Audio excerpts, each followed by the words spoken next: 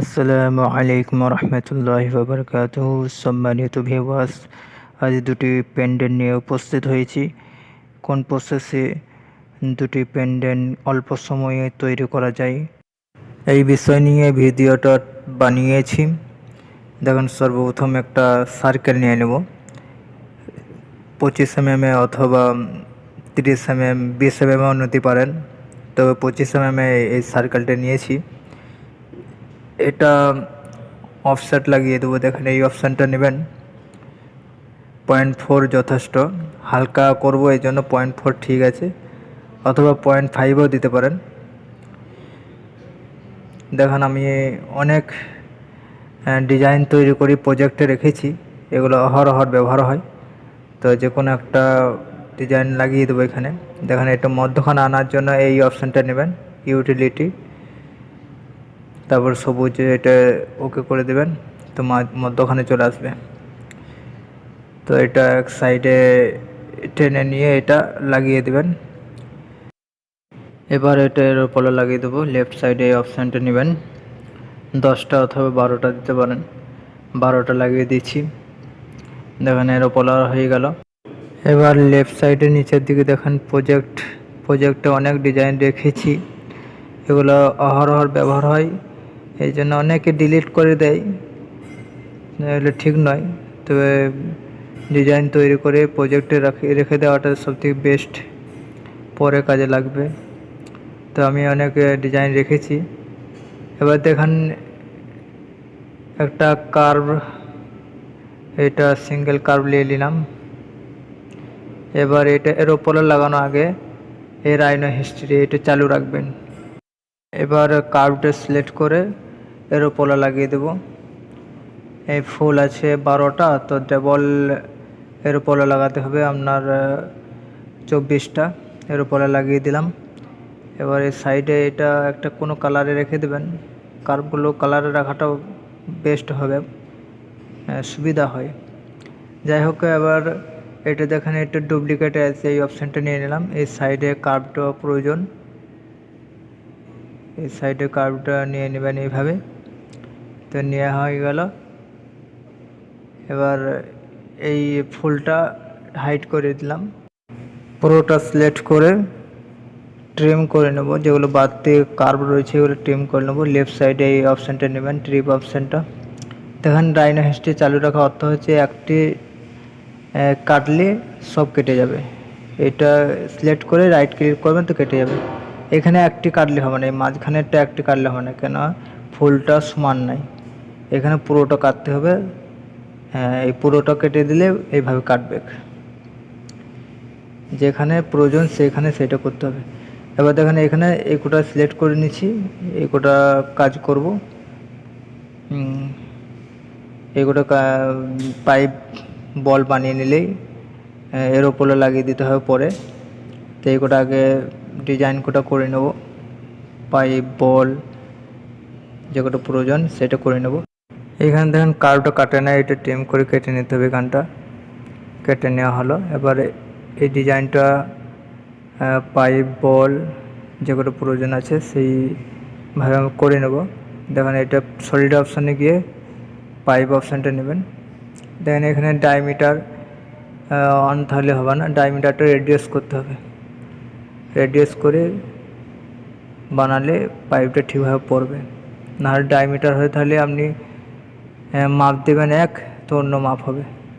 দেখেন, এই অপশানটা নেবেন, লেফট সাইডে আইসো কার্ভ নিয়ে এখানে কার্ভ লাগাতে হবে। এখানে দেখেন এন্ড এগুলো চালু আছে, এগুলো বন্ধ রাখতে হবে। এবার অপরের ডাইরেকশন ইউ যদি থাকে লম্বাভাবে কার্ভটা পড়বে, ভি হয়ে থাকলে আরে পড়বে, এই জন্য এটা ইউ রাখবেন অপরের ডাইরেকশানটা সেটিংয়ে। দেখেন, এইভাবে প্রত্যেকটি পাইপের ওপরে এইভাবে কার্ভগুলো নিয়ে নেবেন, এগুলো বল লাগাতে সুবিধা হবে।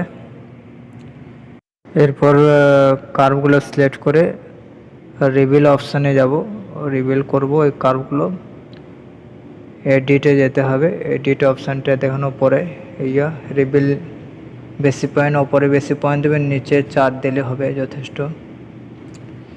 তো দেখেন, রিভিল হয়ে গেল। এবার এটা কার্ভটা সিলেক্ট করে F6 দাবাবেন, তো এই মিলিগ্রাম অপশানটা আসবে।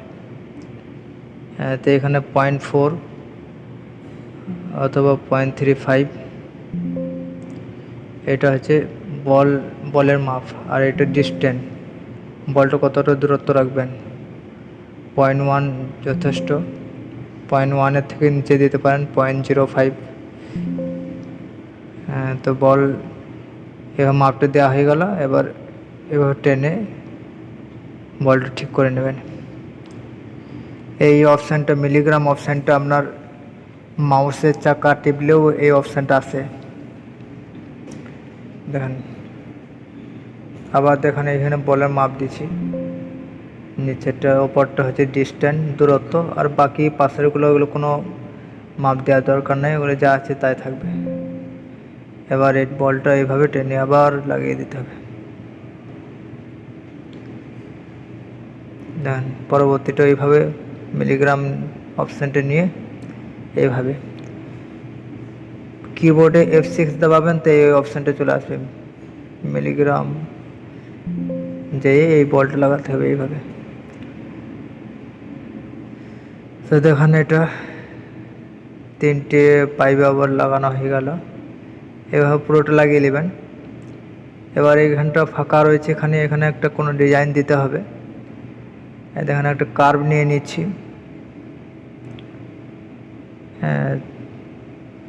যাদের দেখতে ভালো লাগে সেরকম একটা ডিজাইন করে দেবো এখানে। তখন এইভাবে দিতে পারেন তেরাছিভাবে, এটাও দেখতে ভালো লাগবে। কার্ভটা সিলেক্ট করে পাইপ বানিয়ে নেব।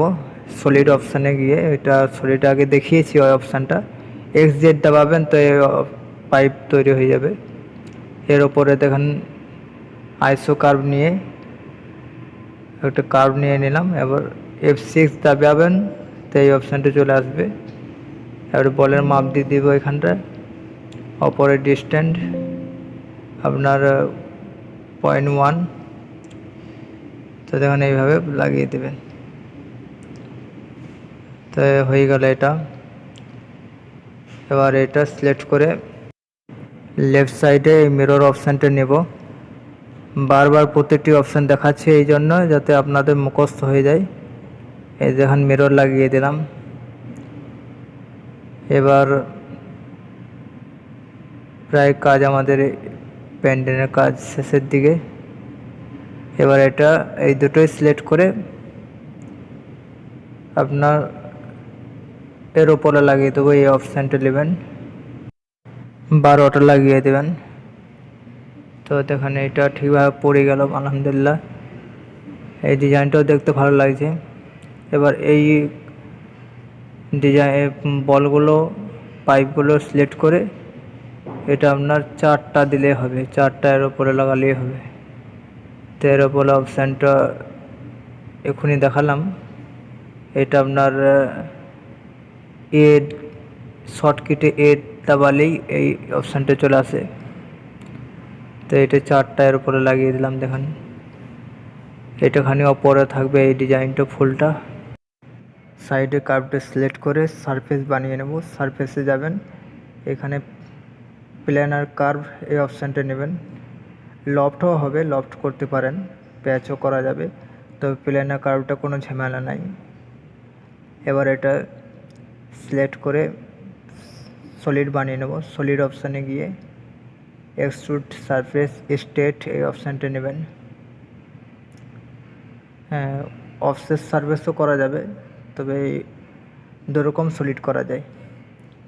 দেখেন এবার এটা সেলাই হবে, এই জন্য 0.5 যথেষ্ট। সেলাই প্রায় 0.1 0.2 সেলাই হয়ে যাবে, এই জন্য 0.5ই ঠিক আছে।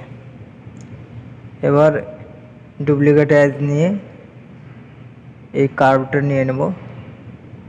এটা নেওয়ার পর এটা আপনার ভিজিল হবে, 1 mm নিচের দিকে করে দিলাম। এবার হাইড করে দেবো শুধু কার্ভটা রেখে। এরপর দেখেন এটা অফসেট লাগাবো 0.45 বা 0.5 দিতে পারেন। তো অফসেট দেখেন হয়ে গেল। এবার এটা সারফেস বানিয়ে নেব। ওই প্ল্যানার কার্ভ সারফেসে গিয়ে প্ল্যানার কার্ভ এই অপশানটা নিয়ে নেবেন।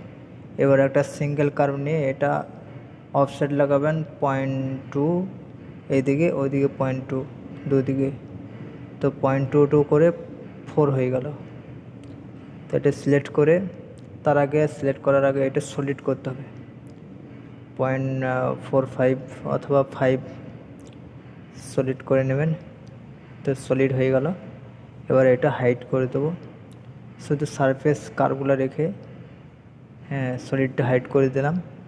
এবার পুরো সিলেক্ট করে এটা ট্রিম করে নেব। এই ট্রিম অপশানটা নেবেন, বাস। শুধু একটি এটা খুঁটি হবে, তো এটা একটি থাকলেই যথেষ্ট, কেন এটা গোল আছে। এর উপরে লাগিয়ে দেবো, দেখেন চলে এলো। এটা কেটে গেলে এই জন্য রাইনো হিস্ট্রি চালু আছে। সব জায়গায় রাইনো হিস্ট্রি চালু রাখলে হবে না, এই জন্য রাইনো হিস্ট্রি এটা বন্ধ রাখবেন। তারপর আবার দেখেন এটা আপনার ওইভাবে আবার কাটতে হবে। পেছন করে দিলাম, Ctrl+Z দাবাবেন তো পেছন হবে। তো সলিডটা হাইড করে দিলাম, আবার এটা সিলেক্ট করে ওইভাবে কেটে নিলাম। এবার দেখেন এই শুধু সারফেস এইখানে আছে, একটি খুঁটি হবে, এটা একটি সারফেস রেখেছি, এটা 1 mm গ্যাপ রেখেছি। তো নিচের দিকে দেখেন 0.05 লক করে দিলাম, মানে ঢুকে থাকবে এটা। এবার এটা আপনার 1.1 টিপলে এটা ঠিক মাপে বসে যাবে। দেখেন অপরের দিকে সামান্য 0.05 ঢুকে আছে, লক হয়ে আছে। তো এবার এটা আপনার এর ওপরে লাগিয়ে দেবো। 12টা 10টা, বেশি দূরত্ব না হয়, খুঁটিগুলো যেন 4 mm দূরত্ব হলেই যথেষ্ট। 4-এর থেকে বেশি হলে আবার ডিজাইন অনেক সময় বেঁকে যায়, মজবুত হয় না। তো 4 mm এটা যথেষ্ট। আমরা তো তৈরি করছি, আমরা প্রিন্ট করছি, এই 4 mm দূরত্ব যথেষ্ট। যাই হোক, এটা সিলেক্ট করে একটা কালারে দিয়ে দিবেন। দেখেন এই ডিজাইনটা তৈরি হয়ে গেল। এবার দেখেন এইখানে খানিক কাজ বাকি রয়ে গেছে। এইখানটা যদি পাইপ যদি না দেওয়া হয় প্রিন্ট ভালোভাবে আসবে না। এই জন্য লেগে থাকার জন্য একটা বল হোক বা পাইপ কার্ভ নিয়ে নিলাম, একটা সিঙ্গেল কার্ভ। তো এটা পাইপ বানিয়ে নেব আপনার 0.35, 0.4, 0.4 যথেষ্ট। তো এটা আবার মিরর লাগিয়ে দেবো এই পাশে, সামান্য ওপরে উঠে নিতে হবে, সলিডের নিচে থাকবে। এবার এটা মিরর লাগিয়ে দিলাম এদিকে। এবার এই দুটো পাইপ সিলেক্ট করে এর ওপরে লাগিয়ে দেবো। দেখেন এইটা যদি আবার এখানে না দেওয়া হয় তো প্রিন্ট ঠিকভাবে আসবে না।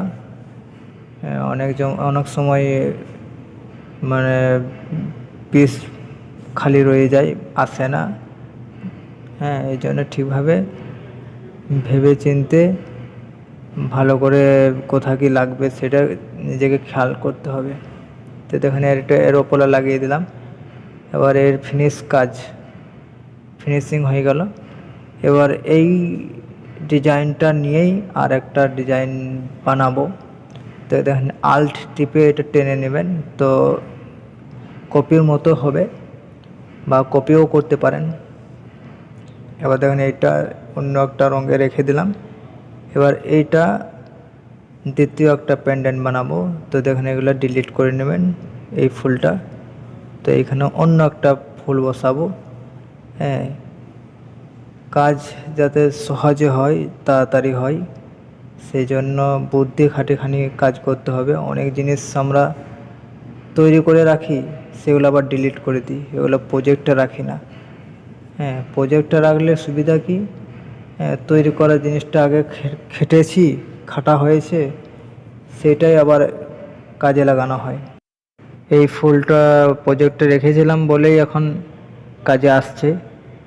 দেখেন কাজে লাগাতে পারছি ঠিকভাবে। দেখেন এখানে এই ফুলটা লাগিয়ে দেবো, এই লাভটা, হ্যাঁ এটা ঠিকভাবে লাগিয়ে দেবো। এরপর এটা এর উপরে লাগিয়ে দেবো, ফুলটা সিলেক্ট করে এর উপরে লাগিয়ে দেবো লেফট সাইডে। এই অপশানটা বারবার দেখাচ্ছি, প্রত্যেকটি অপশান যাতে আপনাদের মুখস্থ হয়ে যায়। 0 এন্টার করে 12টা এর উপরে লাগিয়ে দিলাম। দেখেন এবার সিলেক্ট করার জন্য কোনো কাজ সঙ্গে সঙ্গে সিলেক্ট করার জন্য এই অপশানটা নেবেন। পরে সিলেক্ট করলে কিন্তু সিলেক্ট হয় না। কোনো জিনিসকে যদি একসাথে সিলেক্ট করতে চান, গ্রুপ করতে চান, সঙ্গে সঙ্গে যে কাজটা হবে সেটা সিলেক্ট করার জন্য এই অপশানটা ওপরে এখন যেটা দেখানো হলো এই অপশানটা নেবেন। এবার দেখেন এইখানে এইরকম ডিজাইনটা দিলেও হবে, দেখতেও ভালো লাগছে, তবে আরেকটা অন্য ডিজাইন দেব। হ্যাঁ দেখেন একটা কার্ভ নিয়ে নিচ্ছি, এই পাইপ থেকে তৃতীয় পাইপে পর্যন্ত তেরাছিভাবে এইভাবে দিবেন। এবার কার্ভটা সিলেক্ট করে পাইপ বানিয়ে নেব। XZ টিপবেন তো পাইপ অপশানটা চলে আসবে, বা সলিডে গিয়ে এই অপশানটা নেবেন, পাইপ অপশানটা 0.35 দিবেন। এদিকে ওপরে আপনার ডায়ামিটার হয়ে থাকলে এটা রেডিউস করবেন, কেননা ডায়ামিটার হয়ে থাকলে মাপ দিবেন 1, তো অন্য মাপ হবে। এবার দেখেন এটা আইসো কার্ভ নিয়ে নিলাম, কার্ভটা সিলেক্ট করে F6 দাবাবেন, মিলিগ্রামে ক্লিক করে দেখেন এটা বলের মাপ দিব 0.4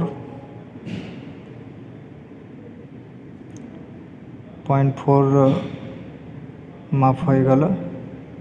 এর উপরে ডিস্টেন্স কতটা দূরত্ব দেবেন, 0.1 যথেষ্ট, 0.05ও দিতে পারেন। তো দেখেন বলটা এইভাবে লাগিয়ে নিতে হবে। একটি আনগ্রুপ করার জন্য এই অপশানটা নেবেন, রিমুভ ফ্রম গ্রুপ। বলটা ডাবল আছে এই জন্য এখানে আনগ্রুপ করে এটা ডিলিট করে দিলাম। এবার এরোপোলা লাগাবো, দেখেন এটা এরোপোলার অপশানটা নিয়ে 0 এন্টার দেবেন, আর যতগুলো লাগাবেন তার সংখ্যা দেবেন, তারপর এন্টার দেবাবেন। তো দেখেন এইভাবে এরোপোলা পড়ে গেল, মাশাআল্লাহ। এবার দেখেন এই ডিজাইনটা খানি অন্য ধরনের, এরকম পিসে প্যান্ডেনে আলাদা আলাদা ডিজাইন তৈরি করতে পারবেন। আমি দু একটা দেখিয়ে দিছি, এইভাবে দিবেন, হ্যাঁ দেখতে ভালো লাগবে। ওই একটা দিয়েছি আগে যেটা গেল, এবার এইটা এক ধরনের করছি, দেখেন এটা মিরর লাগিয়ে দিলাম। এবার এটা এরোপোলার 0 এন্টার করে এরোপোলা দিয়ে দিবেন 12টা। তো দেখেন এইটাও একটা ডিজাইন হয়ে গেল, এটাও ভালো লাগছে। এরকম ধরনের দিতে পারেন, ঢেউ খেলানো দিতে পারেন, বিভিন্ন রকমের দেওয়া যায়। তো দেখুন এই একটা প্যান্ডেন্ট তৈরি হলো, মাশাআল্লাহ খুব সুন্দর লাগছে। হালকা ওজনে, বেশি থিকনেস না, এগুলো সব 0.4 নিচে। এবার দেখেন এখানটাখানে বাকি রয়ে গেছে, প্রিন্ট ভালো আসবে না, এখানটাও একটা পাইপ দিয়ে দিতে হবে। তো এইভাবে একটা কার্ভ নিয়ে পাইপ বানিয়ে দেবেন। দেখেন এখানটাখানি বাকি আছে, এখানে বল দিলে বল দিতে পারবেন, বা পাইপ বানিয়ে দিতে পারবেন, অসুবিধা নেই। এটা যদি না দেওয়া হয় প্রিন্ট ভালো আসবে না, এখানে ছেড়ে যাবে, এই জন্য এইটা সংযুক্ত রাখতে হবে।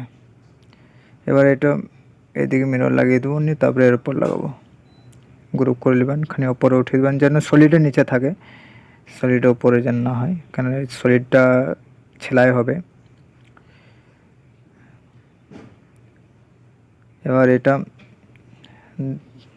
মিরর লাগিয়ে দেবো এই ধারে, মিরর হয়ে গেলে এবার এটা এর উপরে লাগিয়ে দেবো 12টা। এর উপরে অপশান জানেন দেখানো হয়েছে। তো যাই হোক, আপনারা এই ভিডিওগুলো দেখে অনেকটা শিখতে পাচ্ছেন, আমি আশা করছি আপনারা বুঝতে পেরেছেন।